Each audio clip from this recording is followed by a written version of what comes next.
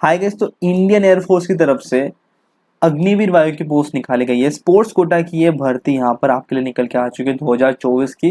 तो under Agnipath scheme ये vacancy निकाली गई है। तो देखो अग्निपथ स्कीम की ये वैकेंसी है। तो यहाँ पर अप्लीकेशन की जो स्टार्टिंग डेट है यार वो देखो 13 फरवरी है और लास्ट डेट है 22 फरवरी।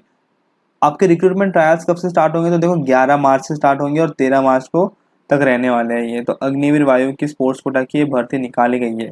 अब हम इसके साथ साथ इसकी इन्फॉर्मेशन बात करते हैं, जैसे कि यहाँ पर कौन से स्पोर्ट्स यहाँ पर एलिजिबल है अप्लीकेशन करने के। तो आपके सामने आप देख पा रहे होंगे कि यहाँ पर एथलेटिक्स, उसके साथ में हैंडबॉल, बास्केटबॉल जिन्होंने खेल रखा है, हॉकी खेल रखा है आपने, बॉक्सिंग करी होंगे आपने, कबड्डी खेला होगा आपने, क्रिकेट, तो ये सारे गेम्स यहाँ पर क्या है एलिजिबल है।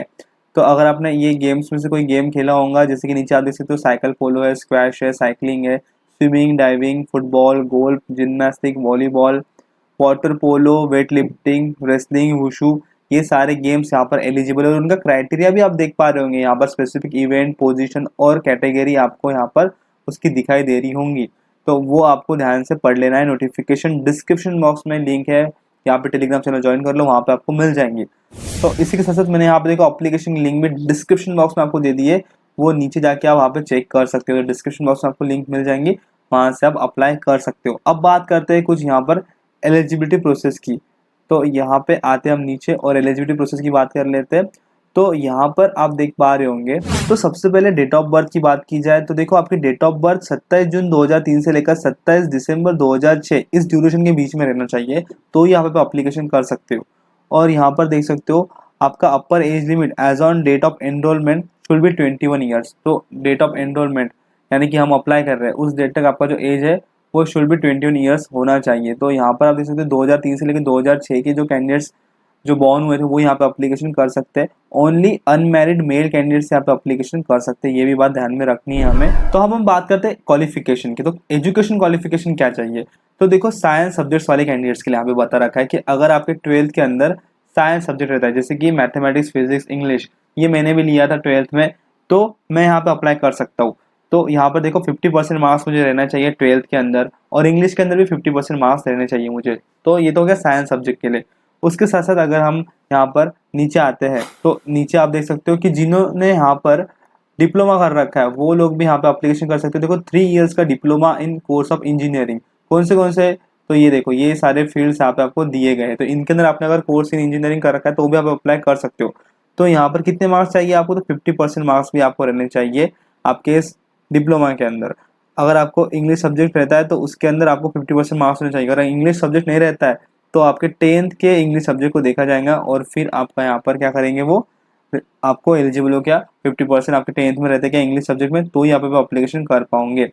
उसके साथ साथ जिन्होंने वोकेशनल कोर्स कर रखा है 2 साल का, वो भी यहाँ पे एलिजिबल है विद नॉन वोकेशनल सब्जेक्ट, जैसे कि फिजिक्स है, मैथमेटिक्स है, वो भी लोग यहाँ पे अप्लाई कर सकते हैं। तो 50% मार्क्स आपको आपके 2 साल के वोकेशनल कोर्स में चाहिए और इंग्लिश में भी चाहिए। तो अगर इंग्लिश वोकेशनल कोर्स की इंग्लिश में नहीं रहता तो 10th के वो मार्क्स आपके उसमें 50% आपको रहना चाहिए। तो ऐसा भी बोला गया है। अब देखो जो कैंडिडेट साइंस वाले थे उनकी तो हमने बात कर ली, अब जिनका साइंस नहीं था उनकी बात कर लेते हैं।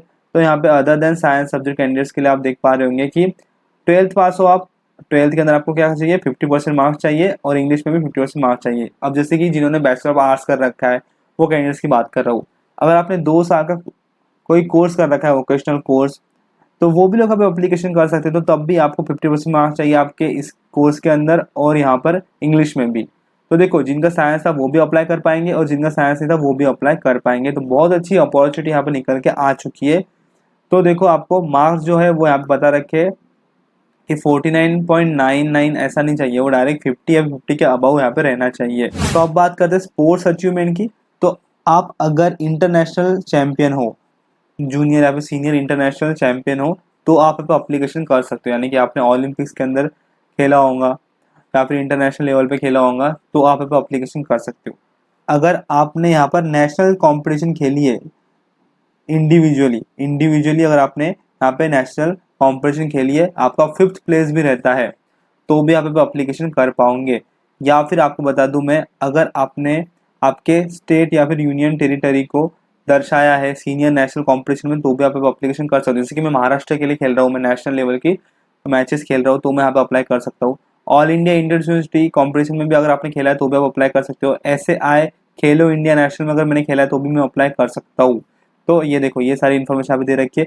उसके साथ साथ यहाँ पर मैं आपको बता दूं कि अगर आपने टीम के साथ में इन टीम इवेंट्स जो कि टीम वाले गेम है, अब उसके अंदर आपने जूनियर सीनियर नेशनल कॉम्पिटिशन खेल रखे तो भी आप अप्लाई कर सकते हो, या फिर आपने all India inter university championship खेल रखा है तो भी आप अप्लाई कर सकते हो, खेलो इंडिया नेशनल SAI की तरफ से खेल रखा है तो भी आप अप्लाई कर सकते हो। तो ये यहाँ पे स्पोर्ट्स की बात कर रहे हैं। अब क्रिकेट की बात कर लेते हैं, तो यहाँ पे आप देख पा रहे होंगे जो कैंडिडेट सिर्फ क्रिकेट खेलते हैं उन लोगों के लिए देखो यहाँ पर कौन एलिजिबल है। तो जिन्होंने इंटर यूनिवर्सिटी क्रिकेट खेल रखा है, या फिर BCCI ट्रॉफीज अंडर-19 अंडर-23 खेल रखा है, Ranji trophy, Duleep trophy, Deodhar trophy, या फिर हायर पार्टिसिपेशन किया है, वही लोग एप्लीकेशन के लिए एलिजिबल है। ये क्रिकेट की बात की मैंने। तो इस प्रकार से यहाँ पे आपका स्पोर्ट्स का भी क्वालिफिकेशन दे रखा था। अब बात करते हैं नीचे हम हमारे फिजिकल स्टैंडर्ड्स की। तो फिजिकल मेडिकल स्टैंडर्ड्स की अगर बात की जाए तो यहाँ पे आपको देखो हाइट बोली गई है, तो 152 सेंटीमीटर यहाँ पे आपकी हाइट रहनी चाहिए। उसके साथ साथ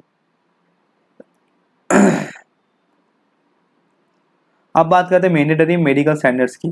तो यहाँ पर देखो मिनिमम हाइट कितनी मांगी गई है, तो 152.5 सेंटीमीटर। वेट आपके हाइट और एज के प्रोपोर्शन रहना चाहिए। चेस्ट कितनी मांगी गई है, तो देखो 77 सेंटीमीटर चेस्ट मांगी गई है, 5 सेंटीमीटर एटलीस्ट एक्सपांशन उसमें रहना चाहिए। उसके बाद में हियरिंग की कैपेसिटी के बारे में बता रखा है कि आपको अगर 6 मीटर के डिस्टेंस से भी कुछ बोला है, कोई विस्पर किया है, तो वो आप सुन सको, ऐसा यहाँ पे आपका हियरिंग कैपेसिटी रहना चाहिए। डेंटल के बारे में बताया है, जैसे कि healthy germs and good set of teeth and minimum 40 dental points. Visual standards आपको बता रखे, तो ये आप मेडिकल एक बार चेक कर सकते हो।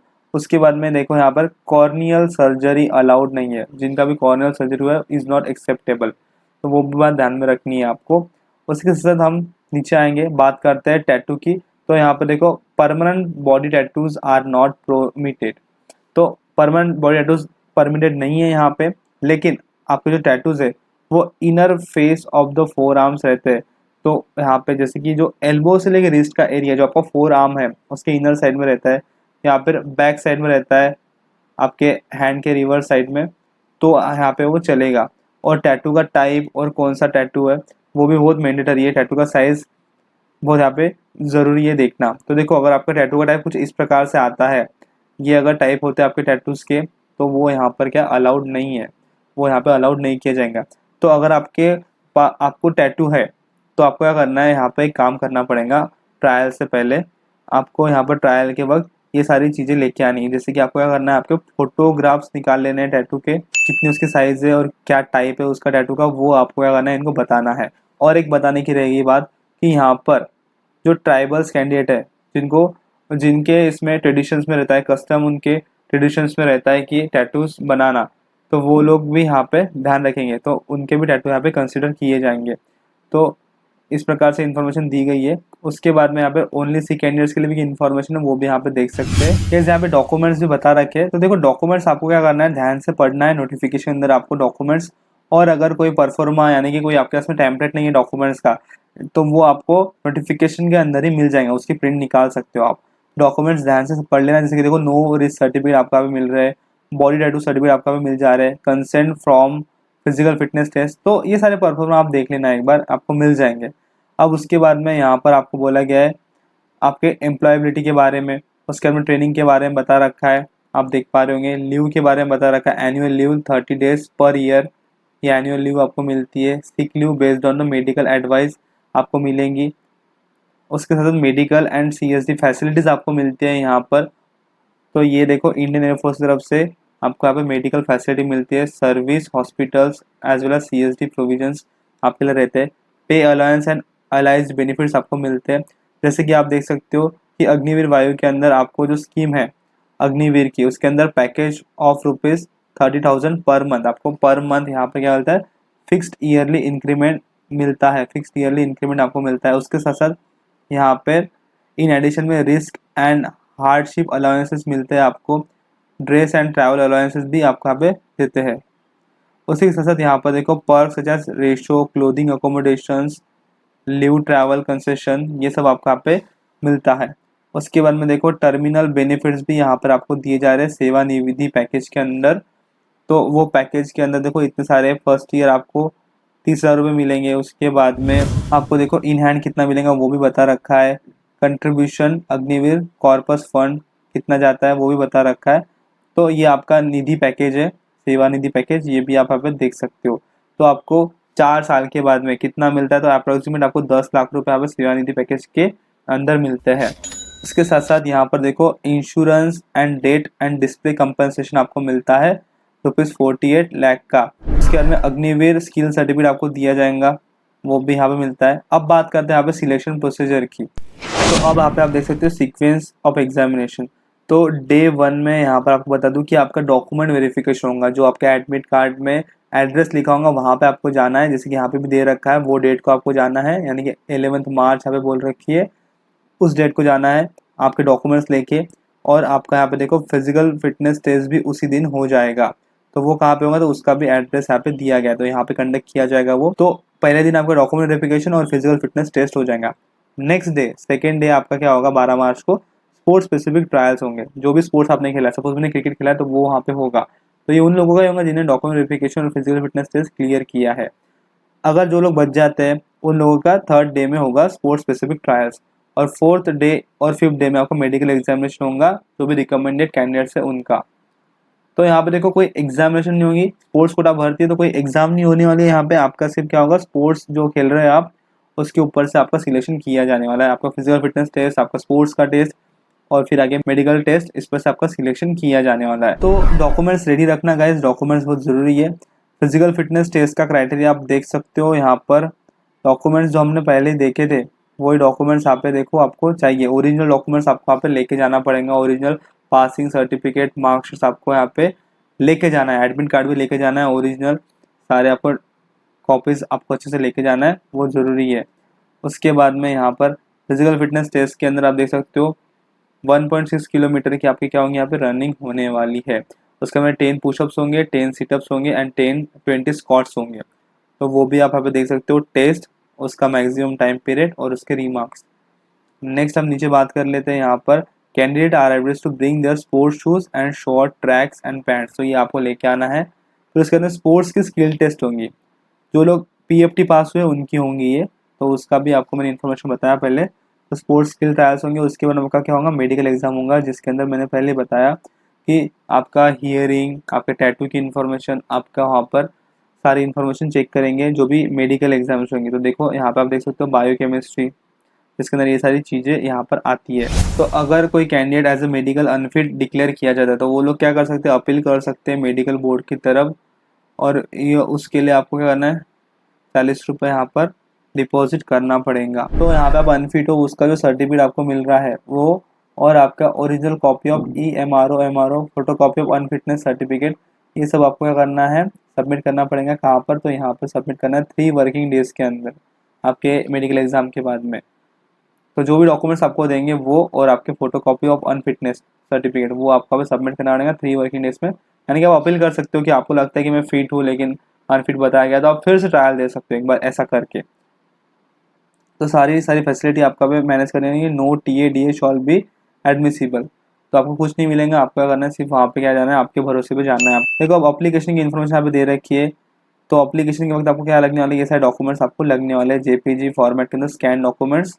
तो यहाँ पे देखो क्वालिफिकेशन के लिए 10th के या फिर 12th के, इंजीनियरिंग के, डिप्लोमा के या फिर वोकेशनल कोर्स के। उसके साथ साथ यहाँ पे पासपोर्ट रिसेंट कलर फोटोग्राफ भी लगेगा आपको 10 KB से 50 KB के बीच में। ये सारी इन्फॉर्मेशन आपको मैं बता रहा हूँ इसके लिए क्योंकि ये ज़रूरी है। स्पोर्ट्स अचीवमेंट सर्टिफिकेट भी यहाँ पे आपको लगने वाले हैं। मैक्सिमम 5 सर्टिफिकेट्स आप यहाँ पे लगा सकते हो, उससे ज़्यादा नहीं लगा सकते।